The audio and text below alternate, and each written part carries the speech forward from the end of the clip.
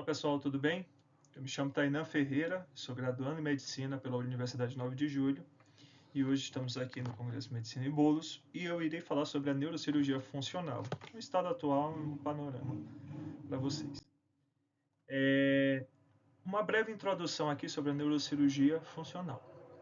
Aqui tem uma definição: a neurocirurgia funcional é a especialidade que visa tratar os distúrbios neurológicos, neuromusculares e psiquiátricos por meio de intervenções cirúrgicas, abordando disfunções cerebrais medulares sem comprometer a integridade ou a função cognitiva e motoras essenciais.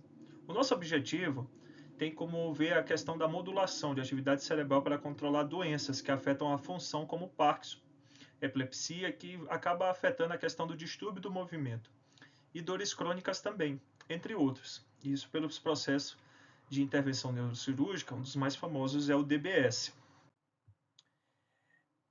Do histórico à evolução. Em 1950 até 1960, desenvolveram abordagens ablativas como lobotomia para o tratamento de distúrbios psiquiátricos e neurológicos, ou seja, retirava-se partes do cérebro para tentar uma intervenção ou até mesmo visar a melhoria do paciente. De 1990 até os presentes dias atuais, nós temos a estimulação cerebral profunda, que é o DBS, com avanços em neuroimagem, técnicas minimamente invasivas e aprimoramento da precisão do mapeamento cerebral, pessoal. Atualmente, a neurocirurgia funcional ela evolui para terapias de modulação cerebral, com base em estimulação elétrica, ressecções focais, técnicas avançadas, mapeando no intraoperatório. Esse mapeamento, dependendo do centro cirúrgico aqui no Brasil, ele é feito e realizada a cirurgia no mesmo dia. Existem locais que ainda não realizam, mas aqui na USP, aqui em São Paulo, eles já fazem esse tipo de intervenção. Inclusive, são referências nisso. O DBS, o princípio dele consiste na inserção de eletrodos nas áreas específicas do cérebro, com estimulação elétrica para modular circuitos neuronais hiperativos. O alvo geralmente é o núcleo subtalâmico, o globo pálido interno, o tálamo e a região do cérebro, com atividades alteradas em doenças neurológicas. São as áreas que acabam sendo mais estimuladas. As indicações são as doenças de Parkinson, que é para tentar controlar o tremor, a rigidez, a bradicinesia, as distonias, tem melhora significativa dos distúrbios motores. O tremor essencial acaba sendo reduzido. Os severos também mostram-se a redução. E transtornos psiquiátricos, aplicações experimentais em depressão, de maior resistência.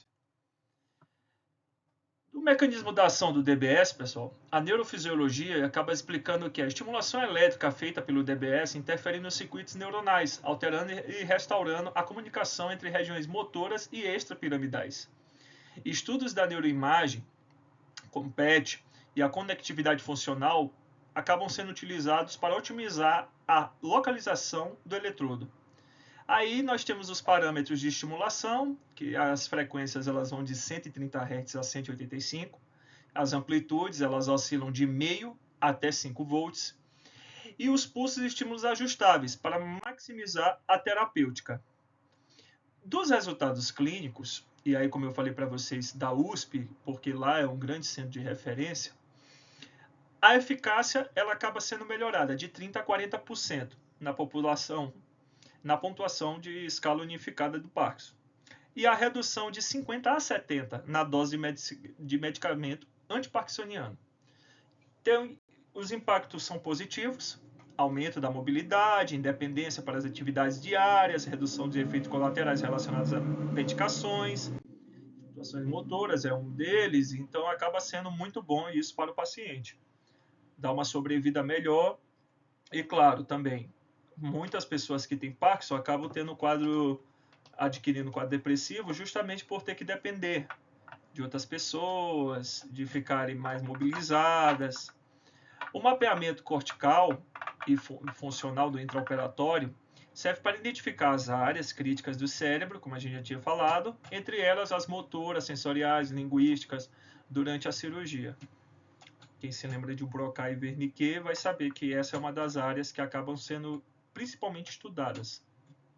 Estimulação cortical direta, estímulo elétrico de regiões específicas e o monitoramento intraoperatório. Acaba-se usando o EEG, o EMG e o mapeamento de resposta funcional ao paciente durante a cirurgia para otimizar a preservação e função.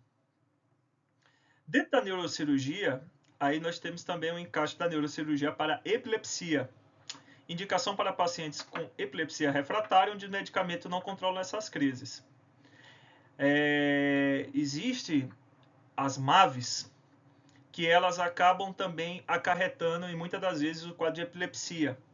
E existem bons neurocirurgiões que acabam interferindo na MAV, consequentemente anulando o quadro de epilepsia.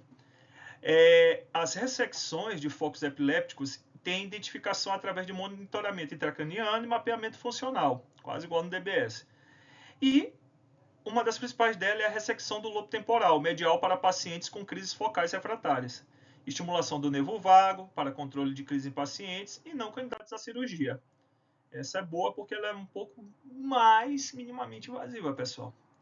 Aí aqui nós temos um caso clínico, paciente com epilepsia temporal refratária, ressecção do lobo temporal medial, resultado de 80% nas crises e melhora na qualidade de vida, óbvio. E no 2, a estimulação do nervo vago, com crise generalizada, redução de 50% nas crises após 6 meses de acompanhamento. Então isso acaba sendo muito bom. Aí nós temos também a questão da neuromodulação para dor crônica. Pacientes com dor crônica refratária não respondem a analgésicos convencionais, aos fármacos. E aí temos métodos de estimulação, entre elas a estimulação da medula espinhal, que é o SCS. Técnica eficaz para controle de dor neuropática e síndrome da dor regional complexa.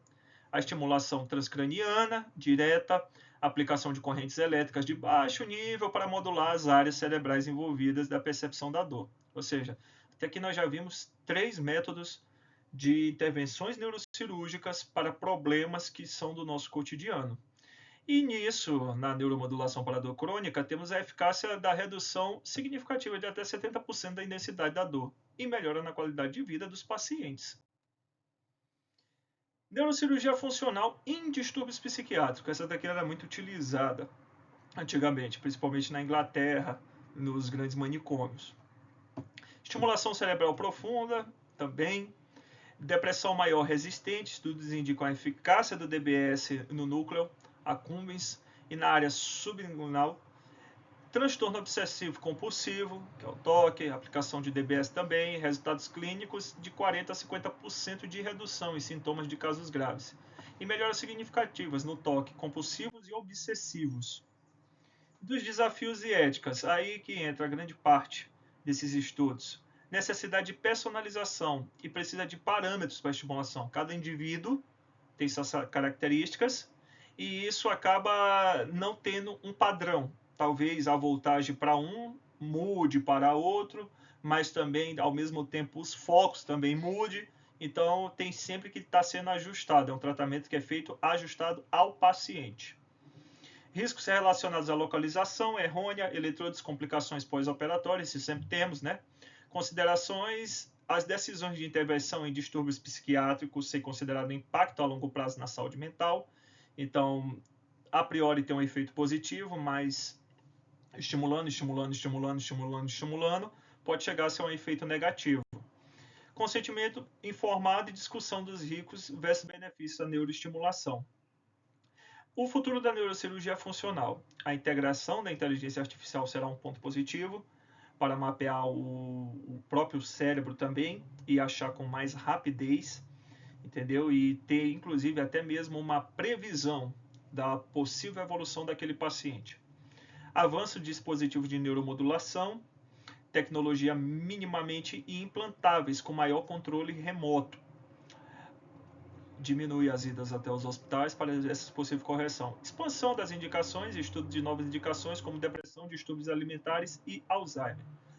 O que podemos concluir de tudo isso, pessoal? A neurocirurgia funcional, ela continua revolucionando o tratamento de distúrbios neurológicos com novas técnicas, tecnologia, melhora a precisão e os resultados.